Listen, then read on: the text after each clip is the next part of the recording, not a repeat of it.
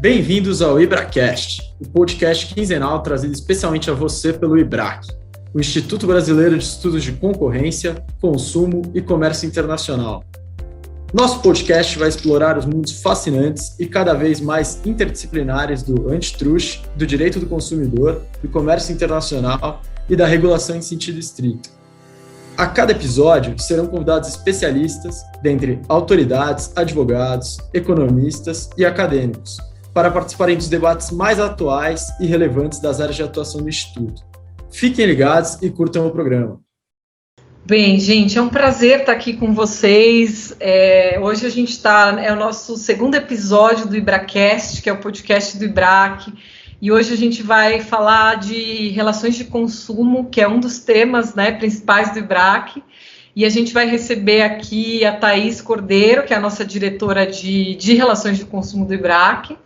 Eu vou pedir para a Thaís se apresentar um pouquinho, para quem não a conhece, e também temos como convidada aqui a nossa secretária da Senacom, doutora Juliana Domingues, professora Juliana Domingues, né? Também vou falar para a Juliana falar um pouquinho dela, contar um pouquinho para a gente, e acho que a gente pode começar, vamos inverter aqui, começando pela Juliana. Juliana, por favor, se apresente. Acho que todo mundo te conhece hoje no Brasil, você tem feito aí um papel importantíssimo à frente da Senacom, né?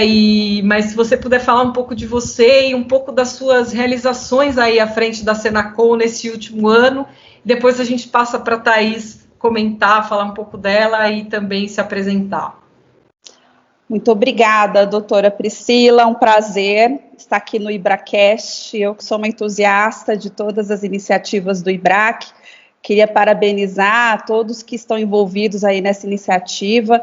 Gosto muito de ouvir podcast, é algo que eu faço com uma certa frequência, e certeza que esse é um material, um conteúdo que inclusive eu pretendo compartilhar com os meus alunos da Universidade de São Paulo. Então, para quem não me conhece, hoje eu estou como secretária nacional do consumidor, do Ministério da Justiça e Segurança Pública, Senacom, sou professora da Universidade de São Paulo desde 2012, tenho grupos de pesquisa. Aliás, meu primeiro grupo de pesquisa na universidade foi justamente compondo, defesa da concorrência e proteção e defesa do consumidor, pensando no bem-estar social, e eu sempre tive pesquisas muito transdisciplinares, já transitei por muitas áreas regulatórias na minha vida profissional.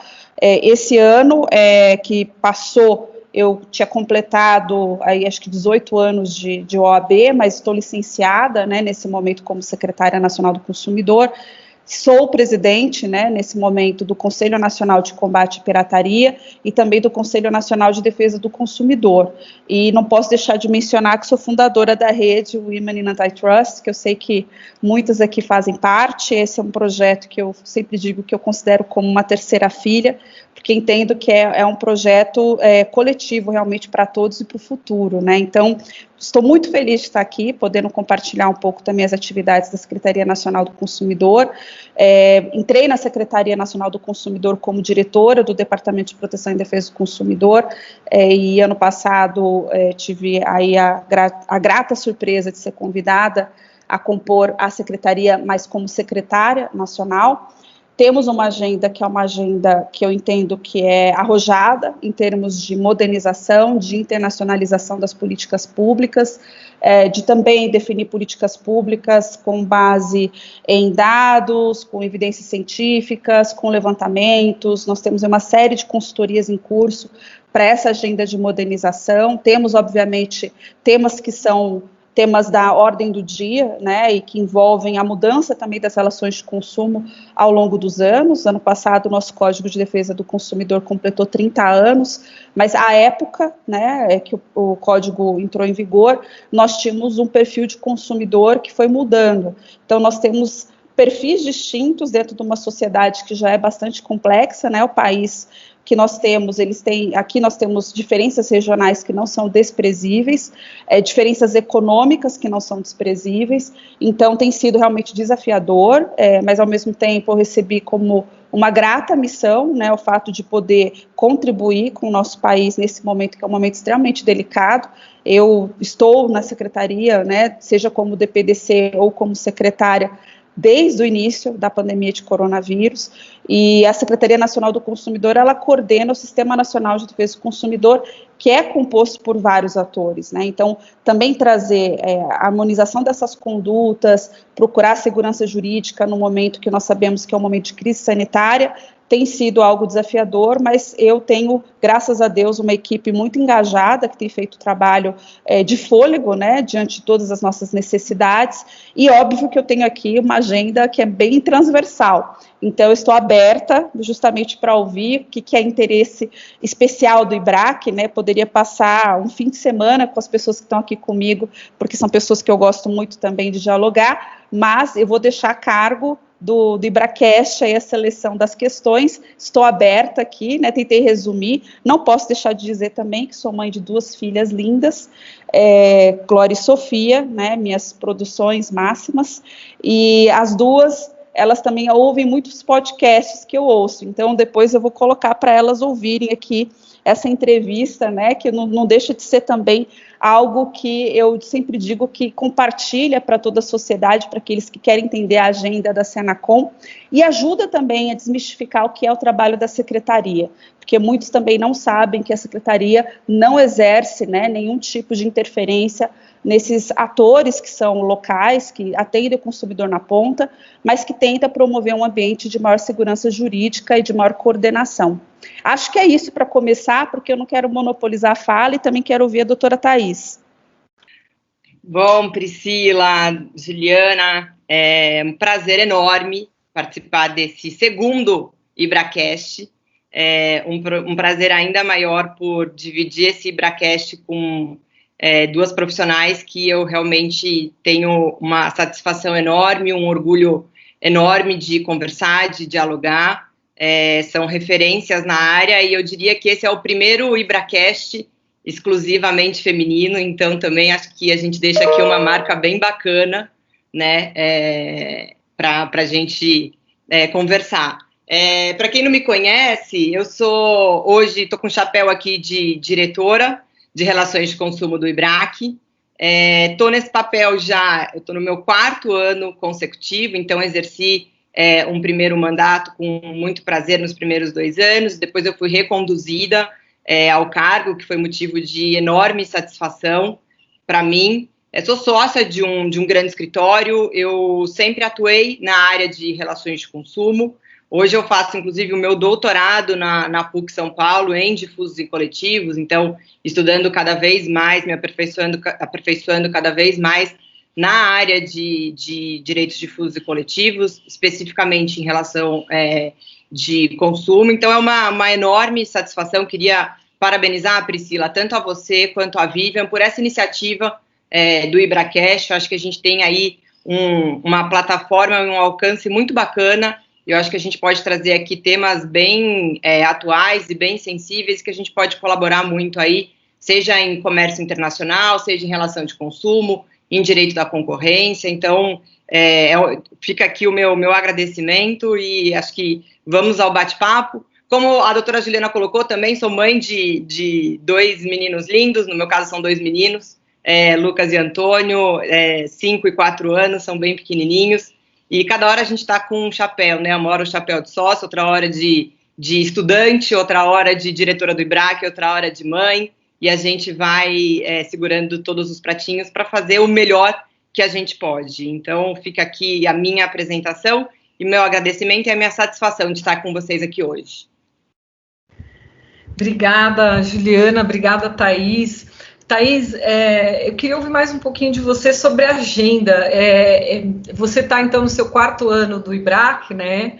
Se puder falar um pouco para você quais foram as suas principais realizações e a agenda aí para o último mandato, talvez você venha, né, volte aí para um próximo, não sabemos, mas se você puder falar que você gostaria de deixar como um legado da Thaís na gestão dessa diretoria, que é super importante, né?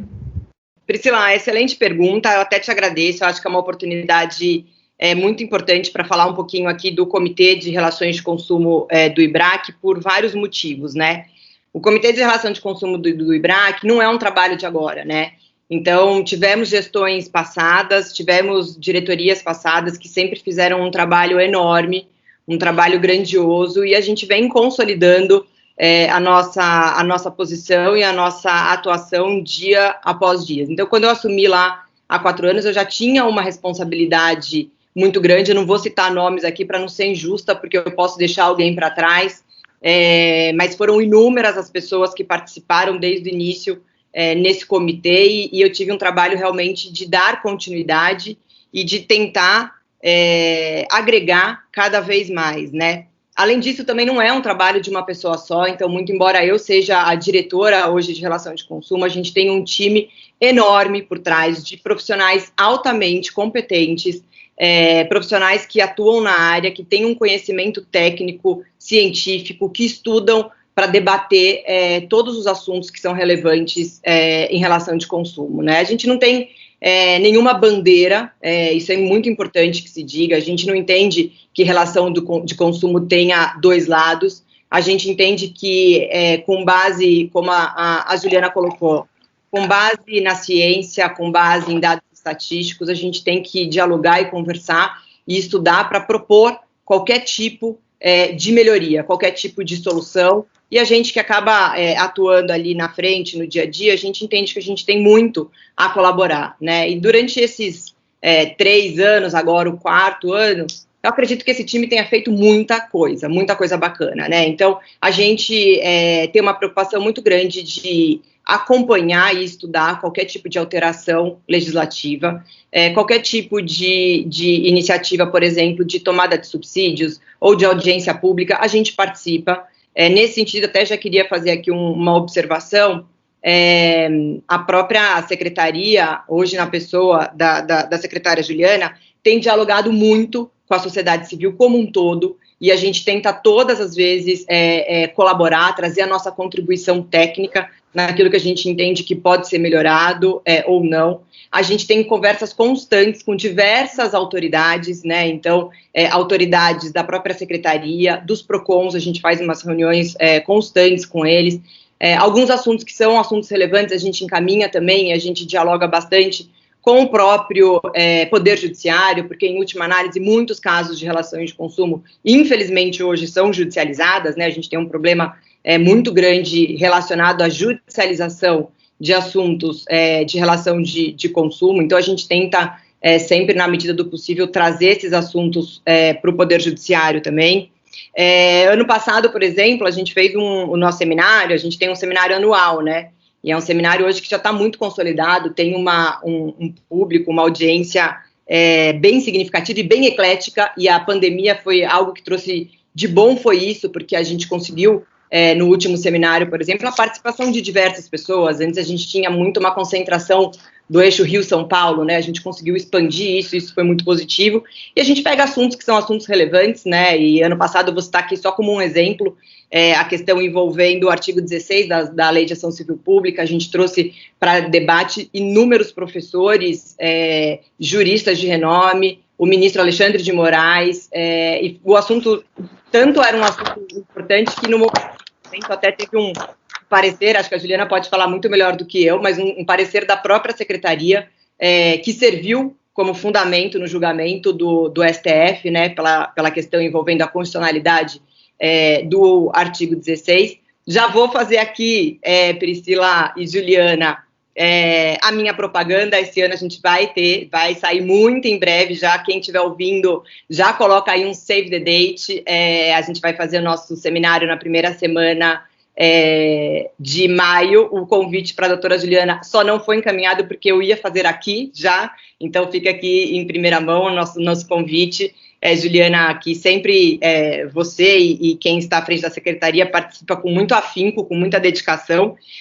A gente tem uma publicação, Pri, a gente nos últimos 3 anos, todos os anos a gente lançou um livro, ano passado foi exclusivamente virtual, esse ano a gente vai lançar de novo. E assim, o que eu gostaria, se eu puder falar para você qual é a minha maior expectativa numa provável mudança aí de gestão, é que a gente continue com esse time engajado da forma como é hoje. Hoje a gente tem profissionais das mais diferentes atuações, dos mais variados conhecimentos e que tem uma dedicação enorme com o time. Então, a gente construiu isso ao longo desses anos, a gente tem ganhado cada vez mais espaço e visibilidade em todas as colocações que a gente faz. Então, se tem algo que eu desejo para o futuro é que esse time permaneça unido, forte e que a gente possa continuar trabalhando em prol das relações de consumo no nosso país. Basicamente, acho que seria isso.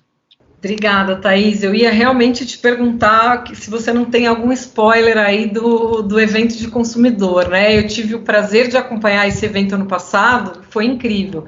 Acho que, enfim, se teve algum benefício essa pandemia, né, que a gente sabe da situação complicada, né, que ela trouxe em várias áreas, mas acho que foi possibilitar mostrar para a gente que dá para a gente chamar pessoas do Brasil inteiro, né, a virtualização de alguns eventos, ela torna possível que a gente diversifique realmente, tenha professores do Brasil inteiro, pessoas do Brasil inteiro acompanhando, né, inclusive ter um ministro falando no nosso evento, que não demanda que ele viaje. Então, acho que a gente tem alguns benefícios, acho que são poucos, né, mas a gente tem alguns benefícios em razão da pandemia, da virtualização, na verdade, que foi agilizada, né, que foi precipitada por conta da pandemia. Vou passar para a Juliana agora. Claro que a gente fala na pandemia e, obviamente, a pandemia é um dos maiores desafios, né, imagino, para a área de consumo no Brasil. E eu vou querer falar da pandemia, sim, e dos problemas que a pandemia traz, mas talvez antes da gente falar disso, eu queria ouvir um pouco a Juliana sobre a questão da coordenação, justamente, né? Você tocou nesse ponto, Juliana, da coordenação das autoridades locais, né? E esse é um problema que eu acho que ele é da origem, na minha opinião, da origem do Código do Consumidor, né?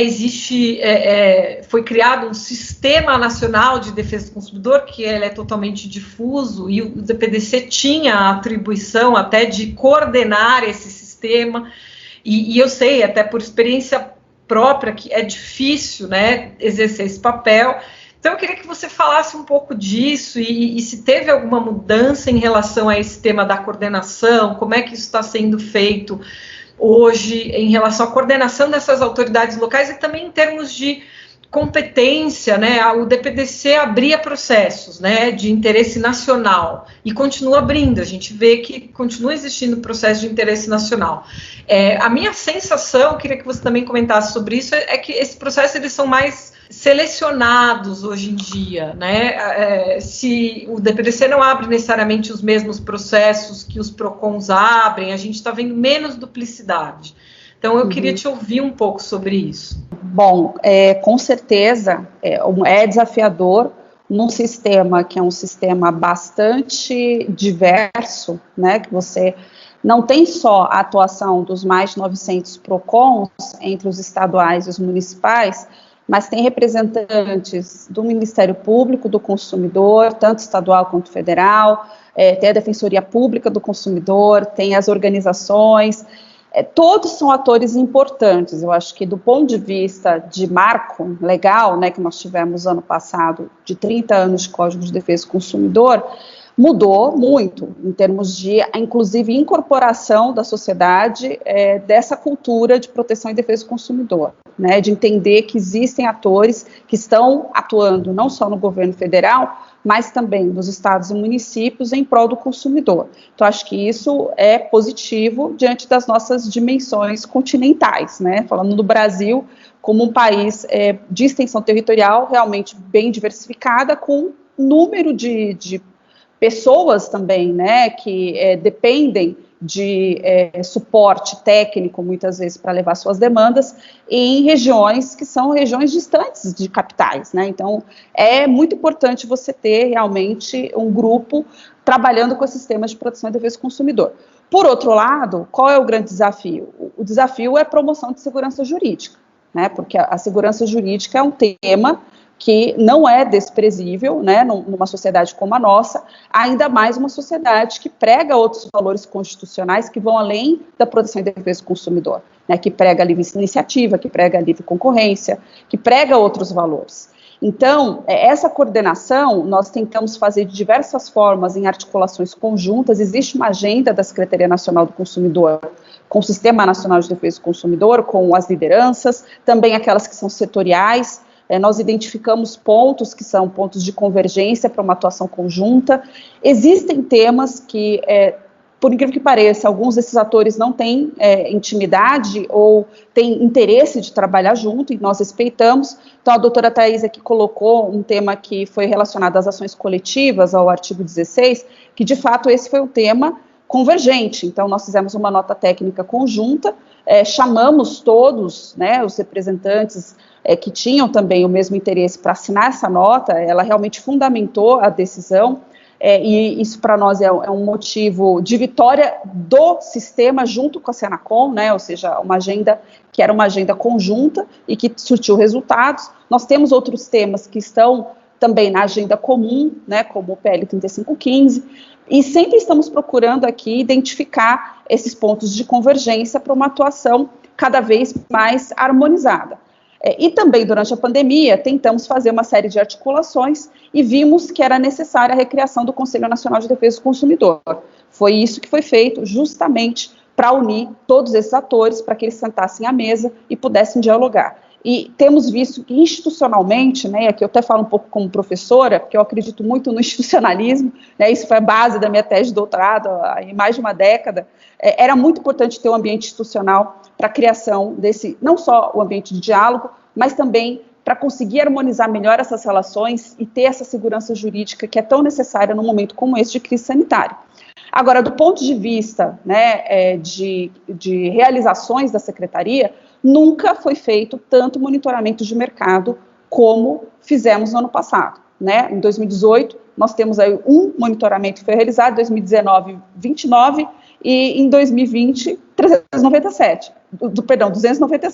Então, são mais de 200 mercados monitorados pela Senacom que não tem, na verdade, nada relacionado ao que as pessoas pensam que é uma intervenção. Não, na verdade, nós fazemos um mapeamento das falhas de mercado, das barreiras, dos problemas regulatórios. Nós identificamos o que leva, eventualmente, um produto e serviço à escassez para o consumidor ou precificação exagerada, né? Nós tivemos aí vários casos que a Secretaria fez encaminhamentos regulatórios para os reguladores responsáveis, fez encaminhamentos para outras autoridades, quando nós identificamos aí também outras violações que vão além do Código de Defesa do Consumidor, né? Por exemplo, violações à lei antitruste, violações a regras regulatórias. Então, nós encaminhamos isso justamente para provocar aquilo que é o nosso interesse maior, que é promover para o consumidor mais oferta, preços justos, né, e que ele também sinta esse bem-estar social decorrente de mitigação dessas falhas regulatórias, falhas de mercado que são identificadas. Isso eu acho que é um diferencial dessa gestão, de fato, é um trabalho muito forte na parte que a gente chamaria até de advocacy, e ao mesmo tempo, acho que o outro marco dessa gestão é realmente a internacionalização. E eu já falei isso em alguns momentos, né, durante a minha gestão, que vocês são da época em que existia uma Secretaria de Direito Econômico com 2 departamentos, né, e o DPDC e o DPDE. Por razões que realmente eu entendo que foram razões que levaram os gestores à época à tomada dessa decisão, o DPDC não quis seguir uma agenda mais internacional. E quando eu digo mais internacional, eu digo sentar para dialogar nesses fóruns internacionais, porque quando nós vamos falar, por exemplo, de OCDE, e nós temos que desmistificar isso, em nenhum momento nós estamos falando de flexibilização da nossa autonomia, e também não há nenhuma flexibilização com relação à agenda que nós temos hoje na proteção e defesa do consumidor.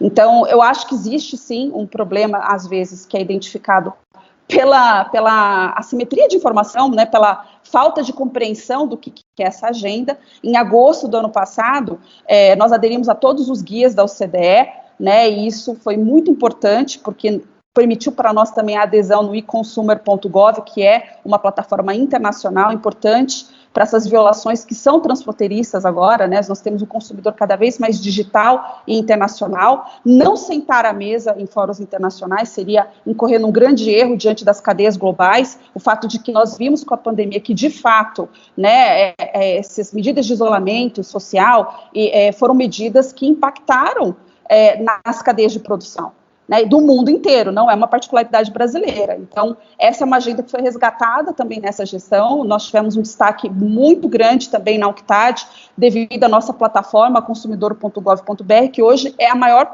plataforma do mundo em resolução de conflitos de consumo, né, na autocomposição desses conflitos. E isso também é um mérito dessa gestão por meio da Portaria 15/2020, foi uma importante medida de desjudicialização para minimizar os efeitos também que foram sentidos do saque, né? Nós tivemos aí o fechamento de inúmeros call centers durante a pandemia, então essa foi uma política pública que fez com que houvesse um salto, né? Nós atendemos só no passado mais de 1 milhão de consumidores na plataforma consumidor.gov.br, né? E isso com um índice de resolução dos conflitos de consumo, numa média de 80%, e em termos de dias, né, a média de 7 a 8 dias.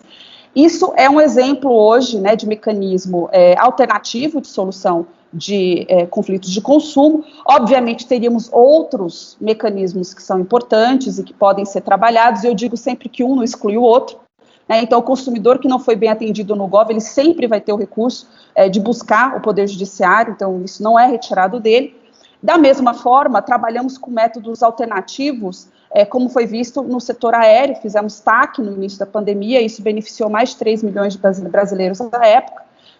Infelizmente, né, não tivemos aí a intenção das empresas de renovar, porque no começo da pandemia ninguém tinha ideia do tempo que nós teríamos, né, de isolamento social, com medidas de lockdown, e estamos passando agora por uma segunda fase que é bastante sensível, né? Esse é um setor que ele foi afetado diretamente já no início da pandemia, e nós procuramos trazer mecanismos alternativos, né? O TAC em si, ele é um mecanismo alternativo, porque, obviamente, até porque eu trabalho com processo administrativo sancionatório aí há mais de 20 anos, em termos de tempo até desde estagiária, né? Eu brinco que há 20 anos, né, eu estive no mesmo andar que eu estou, e eu me recordo que o meu primeiro processo no DPDC era um relacionado à mudança na embalagem de fraldas, que não tinha informação adequada para o consumidor, isso antes daquela portaria de 2002. Então, eu acompanhei muitas mudanças, né, em termos de processo administrativo. Nós sabemos que tem um efeito dissuasório, mas nós não precisamos esperar a aplicação de sanções para promover mudanças e alterações, né, nos mercados e envolvendo os fornecedores, para surtir o bem-estar para o consumidor. Então, uma medida não ignora, né, ou não tira a legitimidade de outra medida. O processo administrativo sancionatório segue existindo dentro das atribuições do Departamento de Proteção e Defesa do Consumidor, mas como foi até dito aqui pela doutora Priscila, com escolhas, né, porque nós temos duas plataformas geridas pela Senacom, que é o consumidor.gov.br, mas também o Sindec, que é um sistema integrado a todos os PROCONs. Então, nós temos uma fotografia dos setores e serviços mais afetados e aqueles que têm uma movimentação estranha, né? Então, para dar um exemplo, no final do ano passado, teve uma instituição financeira que nós aplicamos uma medida cautelar, porque houve, em um mês, o salto de 600% de reclamação no Sindec, que é a plataforma gerida pelos PROCONs. Então, tem medidas que são adotadas, que são emergenciais, tem processos que são abertos, ou por conta dessas situações, ou até mesmo porque as demandas chegam pelo Sistema Nacional de Defesa do Consumidor, né? Existe também uma atividade que é ex officio, mas temos trabalhado em várias medidas que são medidas que eu entendo como inovadoras para políticas públicas de proteção e defesa do consumidor, como a promoção dos guias de melhores práticas ao combate à pirataria. Nós tivemos aí diversas adesões, fizemos articulações com pastas diferentes do governo, inclusive temos operações com a Polícia Federal, grandes operações foram realizadas, né, de combate à pirataria, fizemos o lançamento de uma campanha contra vacinas piratas. Eu sei que o termo tecnicamente não seria esse, eu sempre brinco, né, falo, mas vacina pirata? Eu falei, isso essa é a mensagem que tem que chegar para o consumidor que faz esse tipo de aquisição. Né, nós que estamos aqui discutindo, provavelmente não iríamos numa feira livre ou não entraríamos num site e faríamos uma compra de uma suposta vacina, porque sabemos que elas não estão sendo comercializadas. Mas nós temos que pensar em todos os perfis de consumidores. E o mais vulnerável é aquele que tem mais dificuldade de compreensão. Então, é para ele essa mensagem, né? Então, temos aí políticas públicas que eu tenho muito orgulho de falar que são da minha gestão, como, por exemplo, aquela lançada que estamos já executando para consumidores com deficiência, principalmente adequação do e-commerce para esses consumidores. Nós assinamos um acordo de cooperação técnica com o MDH, estamos com uma consultoria do PNUD em curso, né, e essa é uma agenda que realmente eu tenho toda uma atenção especial, porque eu acho que vai servir como exemplo também dentro da América Latina, dentro do Mercosul, existe uma expectativa também dos resultados dessa consultoria e dessas políticas públicas. Temos medidas de combate ao superendividamento, já tínhamos aí mais de 30 milhões de brasileiros superendividados, e com a pandemia, certamente, né, temos aí um agravamento da situação. Então, não só estamos trabalhando com mecanismos de autorregulação, não só temos processos administrativos sancionatórios, mas temos cursos da Escola Nacional do Consumidor, que ano passado também teve um público recorde, né, nós tivemos aí um aumento de mais de 40% do número de inscrições, agora temos uma expectativa de dobro com os lançamentos dos 17 cursos que nós temos, né, desde educação financeira até o básico do Código de Defesa do Consumidor, e são cursos que são certificados pela Universidade de Brasília.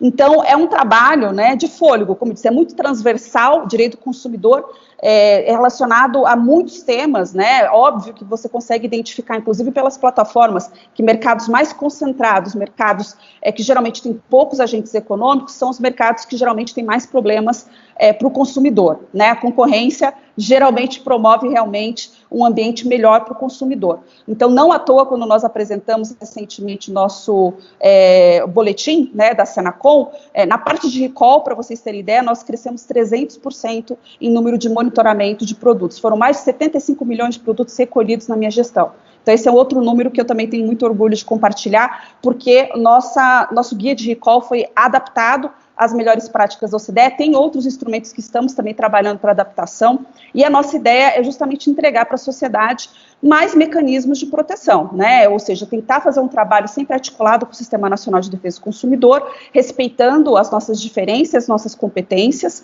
ao mesmo tempo desconstruindo alguns mitos, né, como o mito OCDE, que eu acho que esse é um mito que eu vou ter que tentar desconstruir, para que todos entendam que temos muitos benefícios também ao adotar melhores práticas internacionais, né, e óbvio que a gente sempre tem um exemplo, né, falando aqui do IBRAC, do que aconteceu no CAD, mas eu acho que a receptividade que houve entre aqueles que trabalham com defesa da concorrência foi muito maior, então realmente precisamos trabalhar também para que haja maior conhecimento sobre essa agenda, e esse é um trabalho que nós estamos tentando fazer arduamente, conto aí com o IBRAC, eu acho que vocês podem contribuir muito com essa agenda, e ao mesmo tempo temos aí temas que são relacionados à proteção de dados do consumidor, assinamos recentemente um acordo de cooperação técnica, esse é um tema também da ordem do dia, em razão dos mega vazamentos, mas eu também não vou ficar aqui, mais uma vez, monopolizando a fala, né, então quero ouvi-las mais, mas dentro da nossa agenda existem sim prioridades, existem temas que estão surgindo, que precisam de um olhar diferenciado, por isso que assinamos também um acordo de cooperação técnica com o turismo, porque aumentou em mais de 400% as reclamações na área de turismo, e é um mercado mais complicado, porque é um mercado pulverizado, então nós temos desde grandes empresas hoteleiras até pequenos donos de pousada, né, então vai muito além, por exemplo, da aviação civil, e estamos tentando trabalhar em mecanismos também alternativos para o consumidor ter uma resposta rápida, né, porque eu digo que judicializar é algo que todos nós podemos fazer, mas eu tenho certeza que todos que estão aqui, até porque atuam na advocacia, evitam até pessoalmente judicializar, tentam esgotar todas as alternativas possíveis, porque nós sabemos, né, o tempo processual. E ninguém quer esperar 2 anos para ter o seu direito reparado, né, ou para ter uma alternativa que seja compatível com o seu desejo pessoal. Então, estamos aqui trabalhando em mecanismos justamente para promover para o consumidor mais escolhas, mais ofertas, mais alternativas, né, sempre garantindo também que esse consumidor ele possa fazer essa escolha consciente e tendo também consciência dos seus direitos, dos seus deveres, que esse é um trabalho, né, de empoderamento do consumidor que a Escola Nacional de Defesa do Consumidor está fazendo. Muito bom, Juliana. Eu anotei aqui várias palavras, acho que a gente precisa de muitos podcasts para a gente falar, talvez, de cada um desses temas, né? Mas me chama a atenção aqui, enfim, interessante que quando a SDE, né, a extinta SDE, o DPDE e o DPDC eram da mesma secretaria, eu acho que eles eram muito distantes, né? E hoje, que há maior, né, independência, maior separação, eles estão mais próximos. Acho que isso é uma percepção que eu tenho, né, justamente pela ideologia, né, ter se tornado mais próxima. A minha impressão histórica, talvez, de algumas autoridades do consumidor era de, quero controlar preço, enfim, uma mentalidade realmente de economia popular, que eu acho que não deve ser excluída, obviamente, dos objetivos do direito do consumidor, mas não é só esse tipo de mentalidade que deve orientar as ações. Então, eu acho muito interessante essa percepção que eu anotei aqui.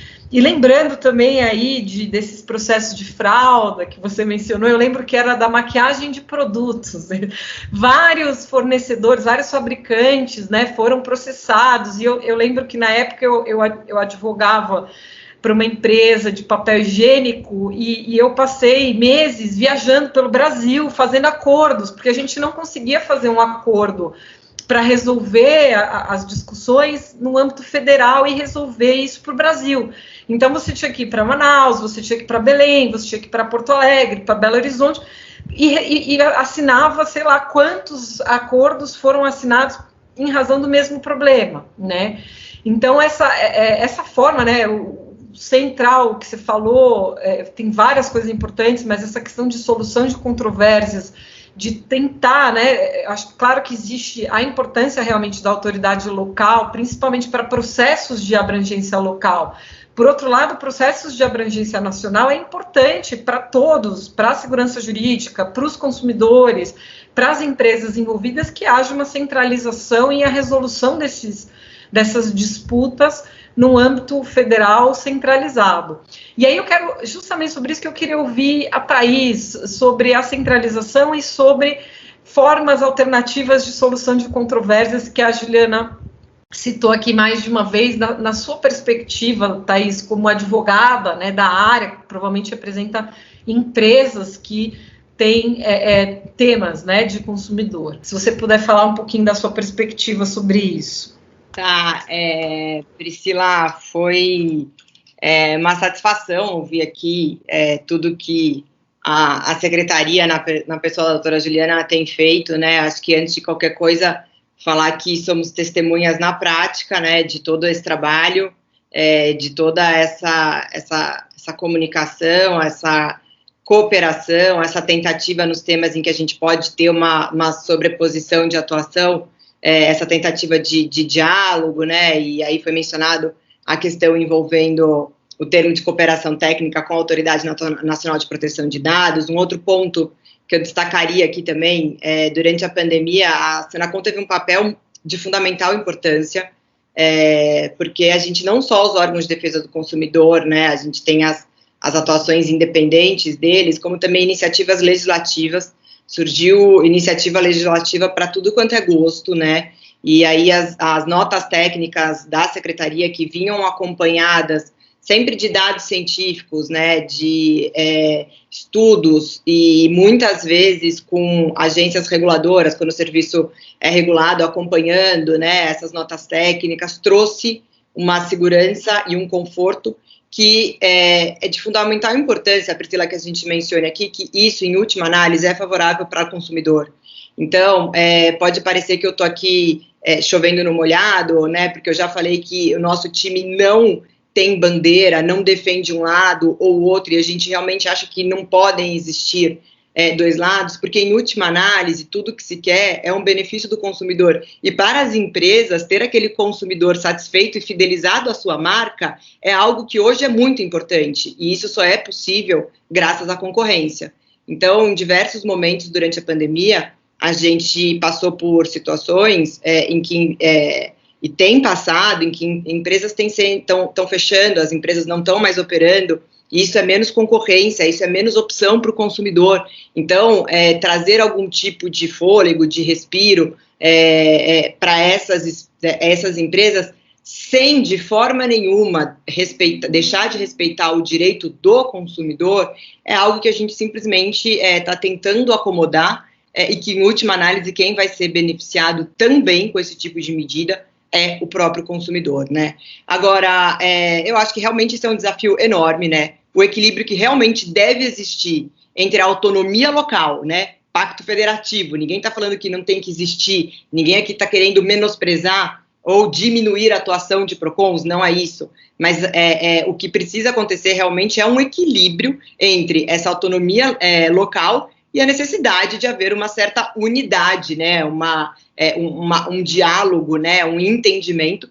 para que a gente tenha como uma consequência lógica a segurança jurídica. Quando isso não acontece, realmente não tem jeito, o assunto é judicializado, então muitas vezes o que se verifica é uma judicialização dos assuntos, porque infelizmente às vezes não existe uma uniformidade, né, de entendimentos. E aí, Priscila, você colocou que na época em que você atuava, você precisava ir para Manaus, ir para não sei onde, a gente ainda precisa fazer isso até hoje, né? Então, assim, esforços, como a gente está colocando aqui, estão sendo feitos cada vez mais para que a gente não tenha esse tipo de situação, mas é o que na prática acaba acontecendo. Então, muitas vezes, conversar com a secretaria, infelizmente, não é suficiente, porque um PROCON entende de uma forma diferente e acaba atuando de uma forma diferente. O que isso acaba gerando? Uma insegurança muito grande, uma insegurança jurídica muito grande, e é extremamente complicado, e aí eu falo com experiência própria, você explicar para qualquer empresa multinacional essa anomalia que acontece dentro do nosso país. Então, você explicar para um estrangeiro, alguém que está querendo fazer um investimento aqui no Brasil, que tem uma empresa aqui no Brasil, que acontece esse tipo de situação, é algo que gera um desconforto e aí a gente acaba saindo atrás, né? Então, acho que isso é um ponto que é extremamente relevante, né?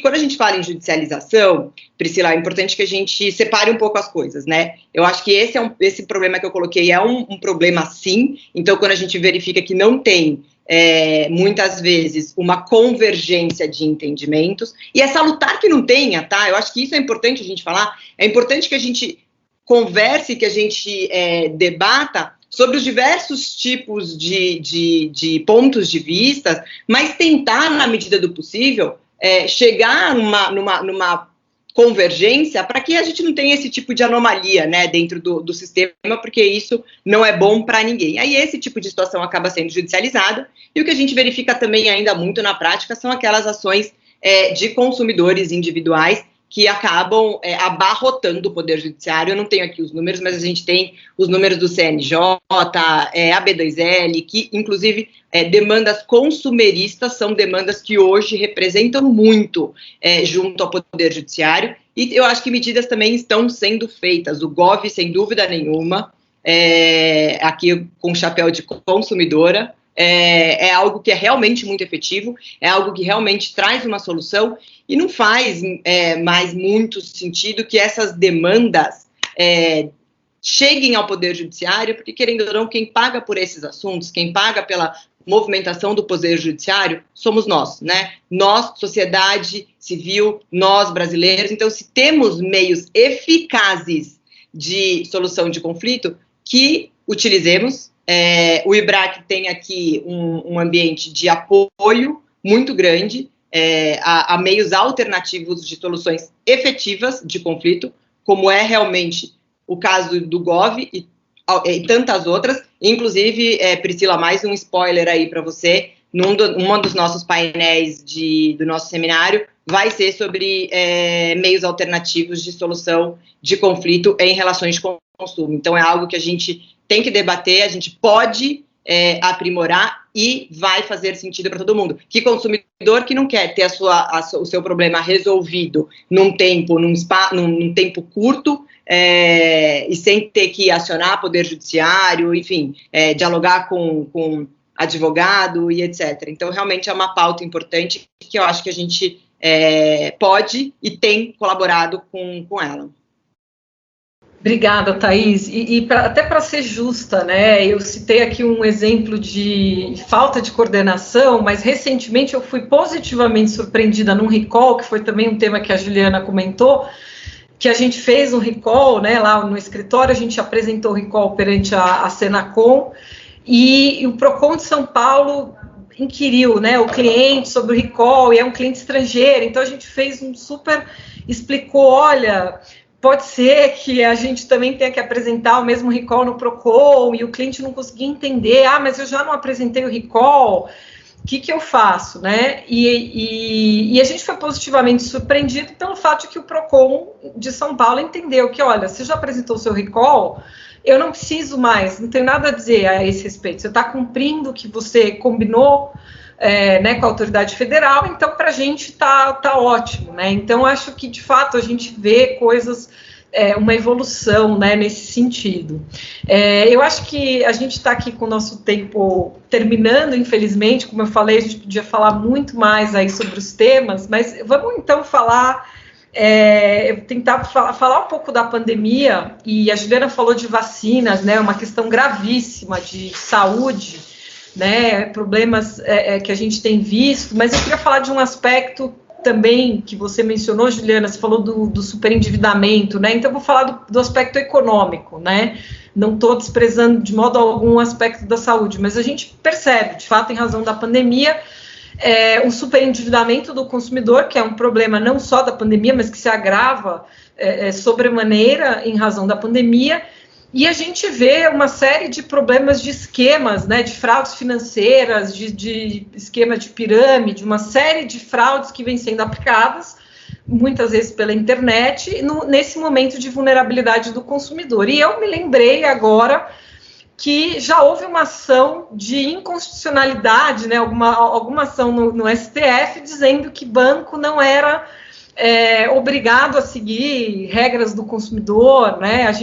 Eu me lembro desse movimento que foi ainda bem rechaçado, né, pelo Supremo Tribunal Federal. Mas eu queria que você comentasse um pouco, talvez falasse aí dos esforços da Senacom em razão da pandemia, nessa ótica financeira, para a gente poder fechar aqui o nosso bate-papo. Perfeito. Bom, primeiro eu queria aqui compartilhar, né, que todos os pontos que foram trazidos pela doutora Thaís são pontos que eu também compartilho o entendimento, né, e acho que temos também, né, que aprender a dialogar, né, doutora Thaís, porque, de fato, quando nós vamos falar de métodos alternativos, às vezes as pessoas criam um certo mito de flexibilização de direitos, e eu não sei por quê.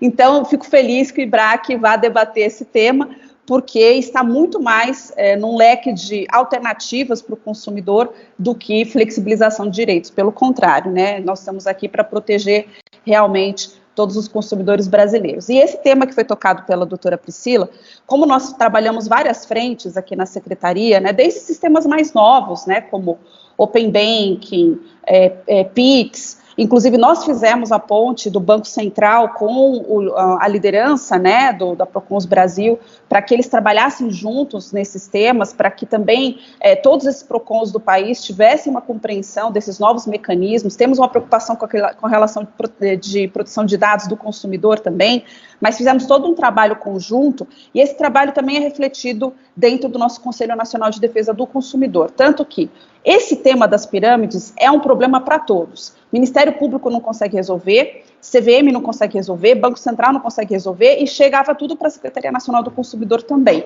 né? E estamos com mais sofisticação com relação às pirâmides financeiras, né? Então, criamos uma comissão especial sobre pirâmides financeiras, que estabeleceu uma fonte de informações capaz de subsidiar também a atuação do Sistema Nacional de Defesa do Consumidor, as entidades do setor bancário, especialmente o CVM, o Banco Central, principalmente com relação àquelas pirâmides financeiras e esquemas que são chamados de Ponzi.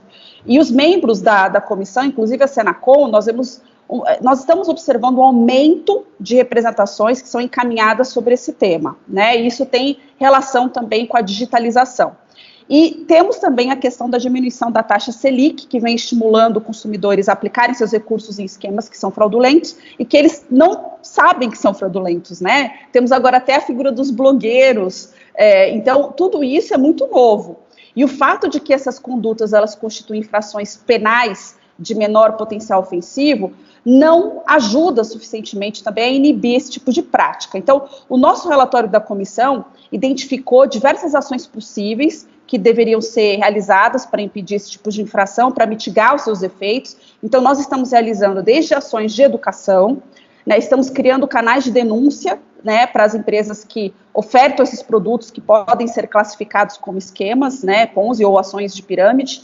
Criamos também canais de comunicação em rede com todas essas entidades, ou seja, não só o Sistema Nacional de Defesa do Consumidor, mas a BVD, a Anbima, para identificação e compartilhamento de informações sobre esse tipo de prática, incluindo o monitoramento de pessoas que estão recorrentemente associadas a esse tipo de infração. Né? Óbvio que isso vai fugir da competência da Senacom, porque a gente não faz, né, não abre investigação com uma pessoa física do outro lado, geralmente.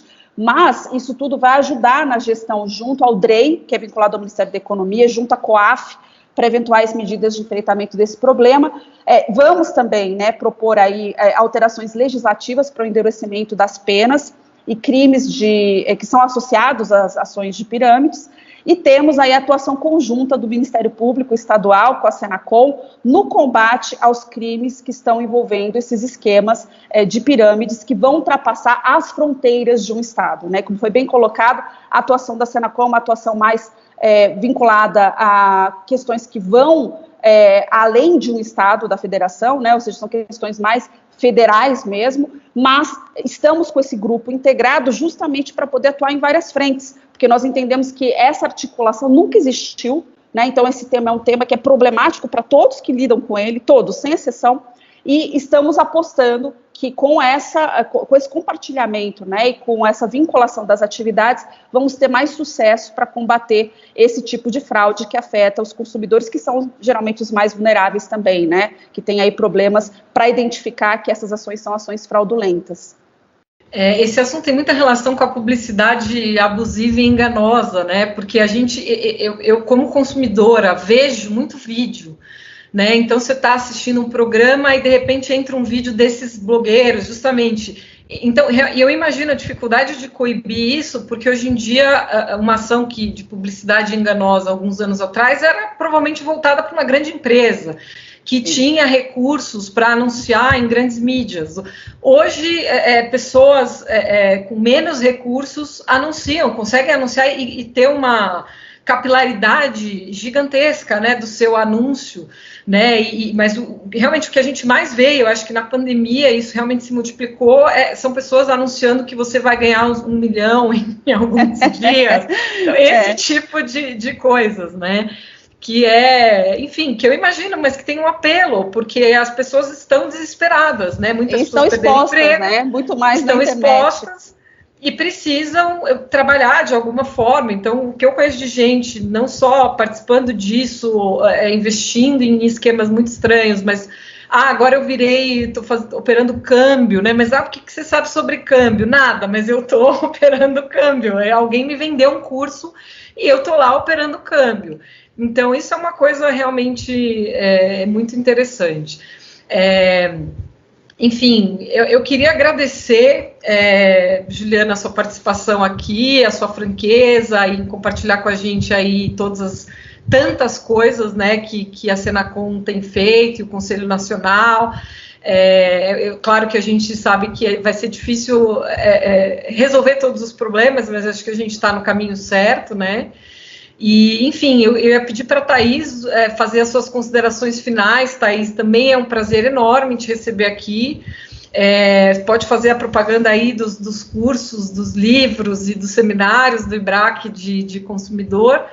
Queria agradecer, então, vocês duas e pedir para a Thaís fazer as suas considerações finais. Depois a Juliana também, se quiser falar alguma coisa aqui para os nossos ouvintes do IBRACast, agradeço a ambas. Bom, Priscila, começar falando que uma consideração é que esse IBRACast tem que ter mais tempo, tá? Eu acho que a gente poderia ficar aqui muito mais tempo conversando, dialogando. Mais uma vez, parabenizar pela iniciativa. Acho sim, brincadeiras à parte, acho sim que a gente tem alguns assuntos que a gente pode voltar a falar. Eu acho que o IBRAC tem um papel de fundamental importância e um alcance muito grande e que pode sim colaborar com diversos assuntos em prol das relações de consumo no nosso país. Queria aqui, desde já, também fazer um agradecimento a todo o time que hoje faz parte do Comitê de Relações de Consumo do IBRAC, tá? Eu reforço que isso aqui não é trabalho de uma diretora sozinha, então fica aqui o meu agradecimento a todos eles. E já que você me permite, eu vou mais uma vez falar do nosso seminário, que vai acontecer na primeira semana de maio. Diversos temas a gente vai tratar sobre publicidade, a gente vai tratar de processo sancionatório, consumidor digital, Lei Geral de Proteção de Dados. São 5 dias de evento, tá? De segunda a sexta-feira, então fica desde já aqui o convite. Em breve a gente vai disponibilizar maiores informações nas nossas redes sociais. E fica aqui o convite a todos e aproveitar também para parabenizar a doutora Juliana por tudo que tem sido feito à frente da secretaria, reforçar aqui o nosso comprometimento para dialogar em temas que, em alguma forma, a gente puder realmente colaborar, agradecer a recepção sempre do diálogo. Então, todas as vezes em que a gente pediu um diálogo com a secretaria, a gente foi prontamente atendido, então acho que isso também é importante mencionar. E cenas do próximo capítulo, Pri, se você me permite, esse ano também teremos livro, se tudo der certo, e esse ano também, se tudo der certo, a gente vai ter um curso também de relações de consumo. Então, ficam aqui já o spoiler do segundo semestre, mas o foco nesse primeiro semestre é esse nosso seminário. Então, parabéns, muito obrigada, e falar que todo o time de relações de consumo está à disposição sempre que puder ser útil. Gente, muito obrigada, viu? Bom, acho que agora é minha vez, então queria agradecer, dizer que foi um prazer estar aqui com mulheres tão inteligentes, carismáticas e abertas ao diálogo. O diálogo faz parte da minha personalidade. Então, eu tenho orgulho em dizer que realmente na nossa secretaria nunca houve um pedido de reunião ou qualquer pedido que tenha sido feito que não tenha sido prontamente atendido pela minha equipe. Então, estamos de portas abertas. Queria parabenizar a diretoria do IBRAC na parte, né, de relações de consumo aí por todo o trabalho que tem realizado. Reforçar que a minha equipe está à disposição para esses 5 dias de evento, em que pudermos aí aproveitar o espaço para dialogar. Vai ser um prazer compartilhar a nossa visão, né, enquanto secretaria, e os trabalhos que estão sendo realizados. Acho que é sempre um momento de muita troca, né, e eu tenho uma equipe muito preparada, vocês devem ter observado, que são pessoas que estudam, que publicam, que têm mestrado, que têm doutorado, e eu acho que não é, né, obviamente, aqui trazendo um perfil super especializado, mas não é só isso, mas eu acho que essa é a nossa ânsia de sempre poder entregar o melhor para a sociedade, né, buscar soluções que estão além daquilo que é o nosso campo de visão. Então, eu acredito muito como professora da USP, né, como a educação pode fazer diferença, e do ponto de vista daquilo que eu puder disseminar, seja, né, no meu papel como professora que sou, mas seja no meu papel atual como secretária, quero ficar aqui à disposição do IBRAC e dizer que para mim é sempre uma honra, um prazer poder compartilhar com vocês um pouco do que eu acredito, um pouco daquilo que eu trabalho, mas muito também do meu tempo com vocês é muito prazeroso. Então, muito obrigada mais uma vez pelo convite. Fique agora com o quadro Plenária Comentada, trazendo especialistas da área para dar os highlights da sessão do CAD, comentando, analisando e debatendo os mais recentes julgamentos do tribunal. Bem-vindos ao Plenária Comentada de hoje, em que falaremos sobre a 4ª sessão ordinária de julgamento do CAD de 2021, que ocorreu no último dia 31 de março e trouxe consigo, mais uma vez, alguns fatos bastante importantes que aqui merecerão o registro e destaque pelos nossos comentaristas Bruno Drago e Guilherme Ribas. A pauta da sessão contou com 5 itens, 3 dos quais já eram pedidos de vista e retomaram o julgamento na última sessão. O primeiro caso foi julgado, teve seu desfecho concluído e tratou-se da investigação de cartel dos rolamentos. O segundo era a investigação de cartel no mercado de revestimentos de embreagens. Esse foi um caso retirado de pauta. E o terceiro caso, que também advindo de pedido de vista, era o alegado cartel de licitações de uniformes e kits de material escolar, que também foi objeto de pedido de vista e foi suspenso pelo conselheiro Maurício Bandeira Maia. Então, dos 5 casos julgados, foram apenas 2, o PA e um AC. E agora eu passo a bola para os nossos comentaristas, Bruno e Guilherme. Obrigado, Vivian. Ribas, bom estar aqui com você de novo para comentar essa sessão do CAD. Eu acho que antes de a gente entrar nos julgamentos de PA, tem um aspecto do ato de concentração que acho que é importante a gente chamar a atenção, que na verdade, no meu entendimento, houve aí uma consolidação do entendimento sobre uma definição de mercado relevante envolvendo o serviço hemoterápico. Esse foi um caso que começou, na verdade, um caso anterior, que foi julgado no final do ano passado, em que a conselheira Paula trouxe uma visão diferente de como é que deveriam ser definidos esses mercados. Então, ela abriu lá um mercado de prestação de serviço de hemoterapia por empresa privada, a hospital privado em âmbito nacional, e um segundo mercado, um segundo vertente do mercado, prestação de serviço de hemoterapia aos pacientes dos hospitais. Naquela ocasião, ela foi vencida pelo conselheiro relator, conselheiro Hoffmann, que desta vez trouxe aqui a sua visão de mercado relevante, confirmando o entendimento daquele processo, dizendo que, nesse primeiro aspecto, prestação de serviço de hemoterapia por empresa privada, hospital privado, isso não se dá no âmbito nacional, mas no âmbito mais restrito, nessa ocasião, região metropolitana do Rio de Janeiro, e dizendo que esse segundo mercado, prestação de serviço de hemoterapia a pacientes de hospital, na verdade não existe, porque quem contrata o serviço de hemoterapia, na verdade, é o hospital e não o paciente direto. E foi um caso que foi foi decidido por unanimidade aqui. Então, acho que consolida a jurisprudência envolvendo serviços hemoterápicos, essa jurisprudência do CAD. Bruno, só para complementar, bom estar aqui com você e com a Vivian. Acho que teve um sinal, nesse caso, muito interessante para a gente pontuar, no voto da conselheira Lenisa Prado, que ela fala que o setor de saúde está altamente concentrado e deve ser visto com holofotes pelo CAD. Então, algo aí, uma mensagem bastante clara aí para o mercado, feita pelo tribunal. Bem lembrado, Ribas, e acho que alguns cadernos do DE também sugerem que é um mercado que cada vez mais tem sido olhado aí com uma lupa diferenciada por parte do CAD.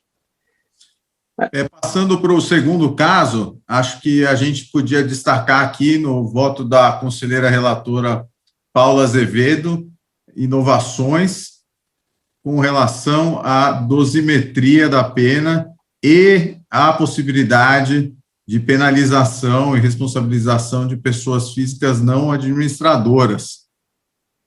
São os dois aspectos de um caso de cartel de licitação envolvendo aí o mercado de kits e uniformes, basicamente tratando de licitações no estado de São Paulo e em alguns outros lugares. O caso em si não parece muito complexo, parece ter uma prova robusta, segundo a conselheira relatora e os pareceres anteriores do caso, de que houve troca de informações, uma troca bastante intensa entre as empresas que estão sendo investigadas, mas o que chamou mesmo a atenção foram esses aspectos. Primeiro, com relação à dosimetria, a conselheira Paula Azevedo traz de novo, ela já trouxe anteriormente nesse ano, considerações sobre a possibilidade de fazer o cálculo das penas, das multas com base na vantagem aferida, e com relação à possibilidade ou não de responsabilização de pessoas físicas não administradoras, a conselheira Paula Azevedo se alinhou com o entendimento recente trazido pelo conselheiro Sérgio Ravagnani, em outros casos ainda sob análise, de que essas pessoas não poderiam ser responsabilizadas e, portanto, sugeriam o arquivamento do caso com relação a elas.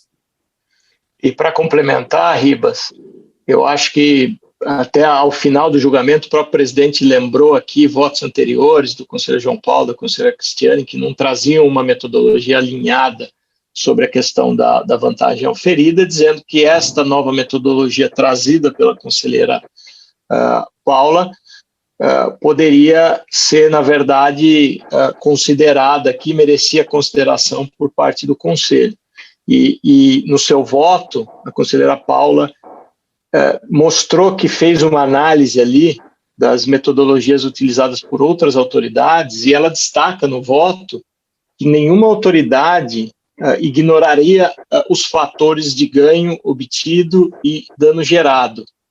Ela usou um proxy ali de 20% de sobrepreço para o seu cálculo de vantagem auferida, mas quando ela fez o cálculo da vantagem auferida, essa vantagem ela não era superior à multa estipulada com base no faturamento. Portanto, a multa para as empresas, no final do dia, se baseou na base de cálculo de faturamento. E eu acho que uma novidade que ela trouxe foi uma proposta que ela fez para o Conselho de mudar a jurisprudência do tribunal com relação à alíquota para a pessoa física.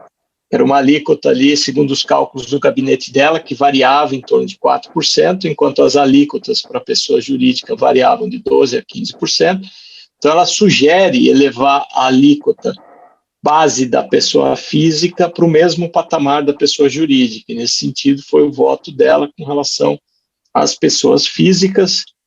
E, ao final, nós tivemos aí o conselheiro Bandeira Maia pedindo vistas desse caso. Eu acho que todos ansiosos para ver o voto do decano já na véspera de sua saída, né, Bruno, do tribunal. Exatamente. Outro caso bastante relevante, que vai dar muito pano para a manga, é o voto trazido pelo conselheiro Sérgio Ravagnani no inquérito administrativo, que, na verdade, é uma avaliação sobre o cumprimento ou não de um acordo de leniência.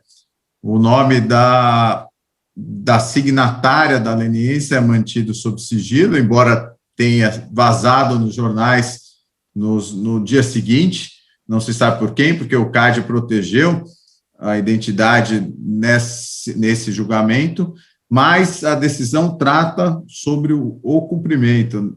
Bruno, quer dar detalhes? Claro. Na verdade, esse caso foi enviado ao tribunal, ele foi uma leniência assinada que resultou no inquérito administrativo, que na sequência foi extinto, né, foi arquivado, e o caso chegou ao tribunal para homologação final do acordo de leniência. Houve um pedido de sustentação oral por parte do Ministério Público, que teceu diversos comentários aí sobre o caso, e no seu voto, o conselheiro Sérgio, ele, na verdade, menciona que não se trata, na verdade, de uma homologação ou não do acordo de leniência, mas que se trataria de se verificar se houve o cumprimento deste acordo ou não, né? Isso porque, segundo ele, a celebração é competência exclusiva da SG e não está sujeita à homologação do tribunal. Então, a competência do tribunal seria para verificar o cumprimento do acordo de leniência. E é interessante que ele traz ali uma distinção entre obrigação de resultado e uma obrigação de comportamento, que foi a primeira vez que nós vimos em precedentes do CAD. E nesse sentido, ele afirmou que só é possível declarar cumprimento do acordo de leniência se da colaboração efetivamente resultar a instauração de um processo administrativo, porque a finalidade do inquérito administrativo seria obter elementos de autoria e materialidade da infração. E uma vez que este inquérito administrativo, o resultado desse acordo de leniência, não resultou num processo administrativo, por falta de evidências, né, por não cumprimento do padrão probatório mínimo para abertura de um processo administrativo, tampouco resultou em diligências capazes de obter essas evidências, na visão do conselheiro, o acordo de leniência não foi cumprido, as obrigações estipuladas no acordo de leniência não teriam sido cumpridas pelo signatário, né? Eu acho que a linha da decisão do conselheiro foi essa, Guilherme. E ele, além de determinar o não cumprimento do acordo de leniência, o que é algo inédito, né? A gente nunca tinha visto isso antes no CAD, ele ainda determinou que a empresa signatária não poderia assinar acordos de leniência pelos próximos 3 anos, o que é, de fato, uma penalidade bastante robusta. Precisamos ver agora como vai ser a reação dos outros conselheiros. A conselheira Lenisa Prado pediu vistas do processo. Com certeza é um caso que todos vão querer estudar, porque pode ter impactos bastante significativos no programa de leniência, que é o pilar da política de combate a cartéis no Brasil, política bem sucedida até o presente momento. Então, a gente realmente espera que o tribunal tenha uma avaliação nesse caso, se decreta ou não o cumprimento do acordo de leniência, nesse caso específico, cujos detalhes a gente não sabe, mas que leve em consideração que a leniência é o pilar da nossa política de combate a cartéis e que existe uma regra das leniências, em geral, que o signatário da leniência não pode ficar numa posição pior do que outros que poderiam ser investigados. Então, é esperar para ver os próximos votos. Também um outro caso que foi retomado pelo tribunal foi o cartel envolvendo o Mercado Nacional de Rolamento Automotivo, que foi trazido pelo conselheiro Bandeira Maia na última sessão, com pedido de vista do conselheiro Braido, após um voto divergente do conselheiro Sérgio, que foi acompanhado pela conselheira Lenisa. E o conselheiro Sérgio, ele acompanhou a penalização de uma das empresas, acompanhou o conselheiro relator na penalização de uma das empresas, dizendo que, excepcionalmente neste caso, ele entendia pela aplicação de pena em cima do produto afetado, mas que essa não era normalmente a linha de entendimento dele. E na questão da divergência, que foi aberta pelo conselheiro Sérgio, com relação a uma das empresas, ele entendeu ali que, na verdade, não se tratava de um cartel hardcore, mas sim uma troca de informações sensível entre concorrentes. Portanto, ele divergiu com relação à dosimetria, tendo adotado uma alíquota um pouco mais baixa por entender esta conduta como uma conduta menos gravosa. É interessante que o conselheiro Hoffman e a conselheira Lenisa, quando acompanharam o conselheiro Braido nesta questão da dosimetria, eles concluíram que teria havido participação desta empresa numa conduta anticompetitiva sob a natureza de cartel difuso e não troca de informação sensível. E aqui acho que fica um ponto de interrogação. Obviamente a gente não teve acesso ao voto ainda, mas fica um ponto de interrogação se as duas naturezas de infração, troca de informação sensível e cartel difuso, estão sendo usadas como sinônimo. Bom ponto, Bruno. Só queria também chamar a atenção para um aviso dado pelo presidente de que agora no site do CAD temos a versão em inglês do regimento interno, certamente bastante útil para nós advogados que temos clientes estrangeiros. Por fim, eu queria fazer um agradecimento especial à equipe técnica de Tosini Freire e de Brolio Gonçalves, advogados, escritórios que ajudaram na elaboração desse podcast. Muito obrigado a toda a equipe. Muito obrigado, pessoal. Até a próxima plenário comentado. Obrigado por ouvir esse episódio do IBRAcast, o podcast produzido e disponibilizado pelo IBRAC, o Instituto Brasileiro de Estudos de Concorrência, Consumo e Comércio Internacional. Visite nosso site, ibrac.org.br, para conhecer todos os nossos comitês especializados, nossos eventos e nosso vasto material biográfico disponível. Nos encontramos no próximo episódio do IbraCast. Até lá! As opiniões aqui expostas não necessariamente representam aquelas do IBRAC e das instituições a que estão vinculados os participantes.